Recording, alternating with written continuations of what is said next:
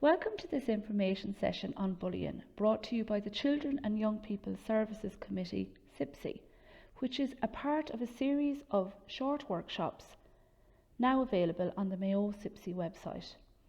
My name is Mary Glacken and I am a Youth and Family Support Worker with Mayo Foróga's Youth and Family Support Service. The aim of this session on bullying is to provide practical support for parents and adults who care for and support children and young people that are experiencing bullying in any form.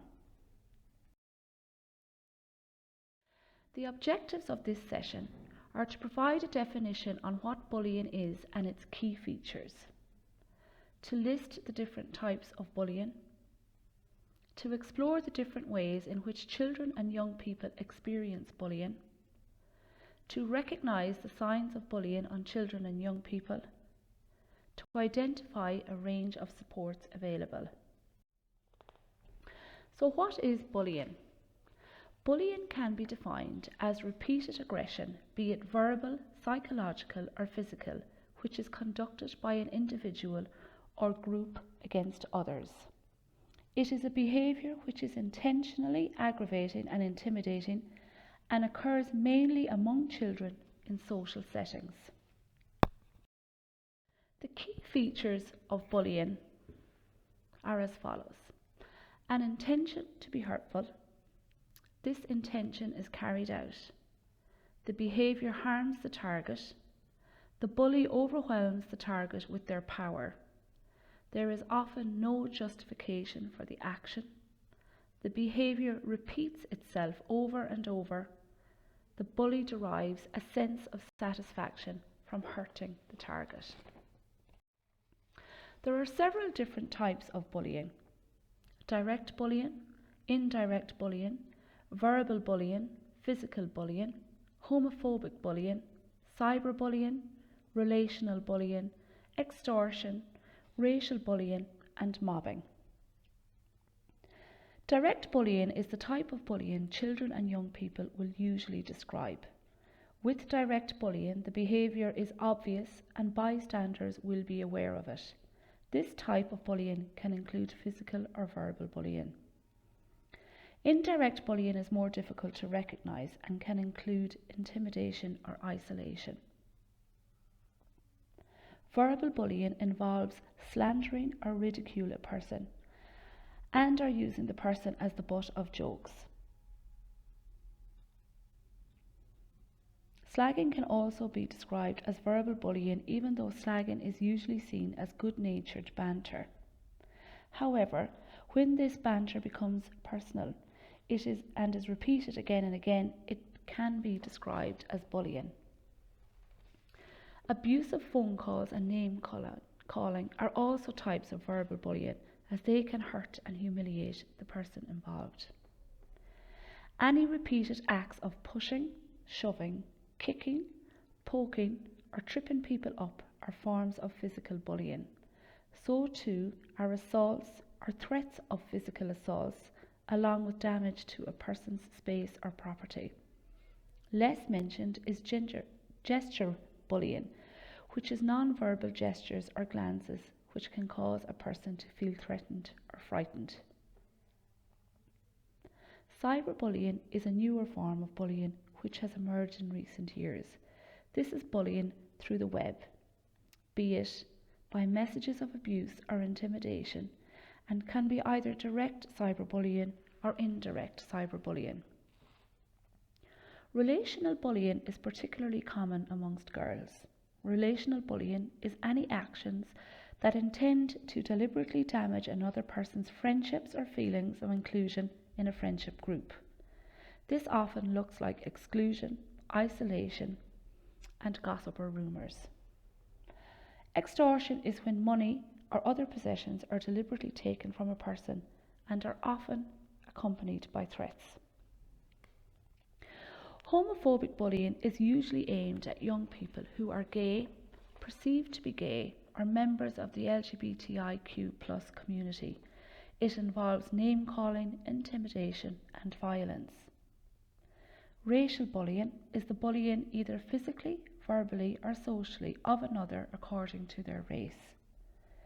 Mobbing is another word for bullying and means that the target is being bullied by a group and not just one individual. So how do our children and young people experience bullying?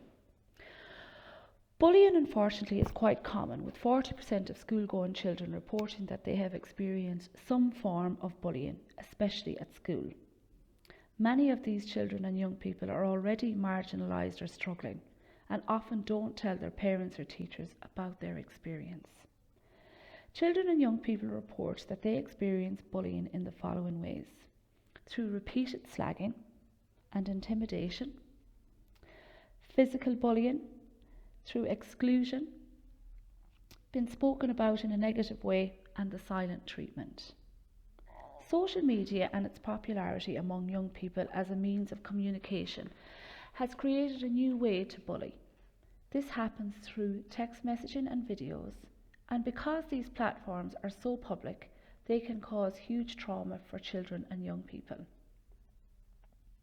It must be noted that bullying is a complex phenomenon, and many children and young people who engage in bullying are not aware of its impact on others or have been victims of bullying themselves. All cases of bullying require a sensitive response.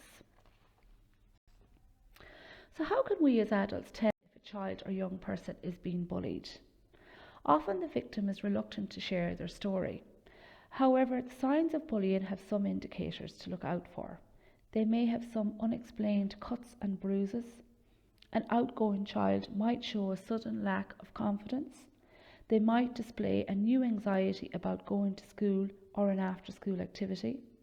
Their school performance might show a decline, and they might become overly private about their online communications or use of online platforms. They might also find it difficult to fall asleep or have a good night's sleep. Bullying can also have ongoing effects even after the bullying has ceased. This can include difficulty in making friends, a tendency to mistrust others, and mental health difficulties. So what can you do if you suspect a child is being bullied? If you suspect, or if a child has told you that they are the target of bullying, it is important to listen to what they are telling you. Listening to your child tell you how they are feeling and supporting them emotionally is just as important as trying to stop the bullying. It is crucial to reassure the child or young person that they are not at fault and they don't deserve to be targeted in this way. It is also important not to overreact to what your child shares with you. While it might be difficult not to get upset yourself, this can lead to further upset for your child and a reluctance to discuss worries with you in the future. Making a plan is also important. This might include contacting a school or organisation, discussing with the perpetrator's parents, or contacting a website host. Always seek professional support if necessary. When it comes to bullying, most children and young people need the support of an adult.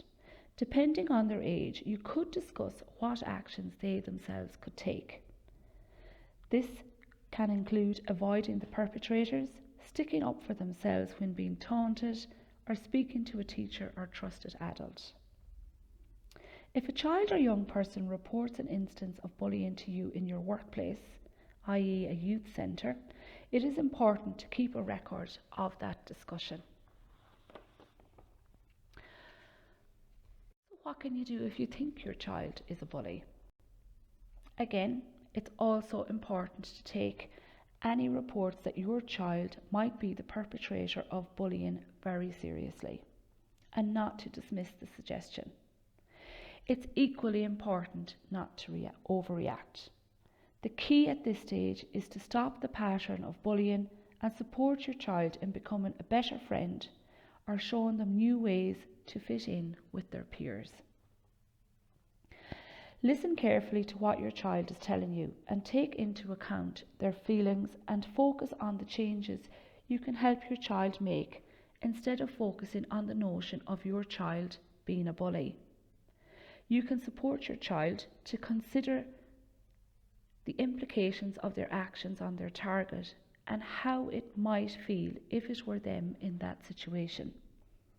It's also important to speak to them about respecting others, being kind and inclusive. Hold your child accountable for their behaviour, and perhaps introduce some consequences like removing privileges if the bullying doesn't stop. Open the lines of communication with whoever made the report of bullying, for example a school, and continue to monitor the situation. So guidelines for talking to parents and guardians of a target of bullying if the bullying occurs in your workplace or organisation. Invite the parents or guardians to meet to discuss what has happened based on the information available. Assure the parents or guardians that you are pleased that they have taken time to see you. Allow the parents or guardians to express their feelings uninterrupted. Accept their feelings. They are real for that parent, even if they might seem excessive to you. Use calm, supportive language. State categorically that bullying is unacceptable and that you intend to act positively. Assure the parents and guardians that you will keep in touch and update them on any progress. Keep a record of any meetings and action taken in response to the issue. And some guidelines for talking to parents, guardians of a perpetrator of bullying. Again, invite the parents and guardians to discuss what has happened based on the information available. Assure the parents that you are pleased that they have taken the time to see you. Inform the parents or guardians in a clear and objective manner about their child's behaviour. Ask the parent or guardian if they know of any reason for this alleged behaviour. It could be a recent family bereavement or a change in home circumstances. Begin with a summary of your group's anti-bullying policy and emphasise the parent or guardian's agreement to it. Seek the parent and guardian's help in communicating the seriousness of the incident to the perpetrator and enlist their cooperation. Where necessary, and based on the seriousness of the bullying behaviour, inform the parents or guardians of the consequences that the group considers appropriate and enlist their cooperation.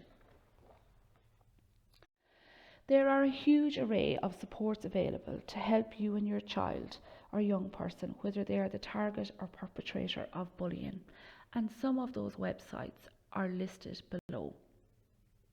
We hope you have found this information session helpful, and thank you for listening.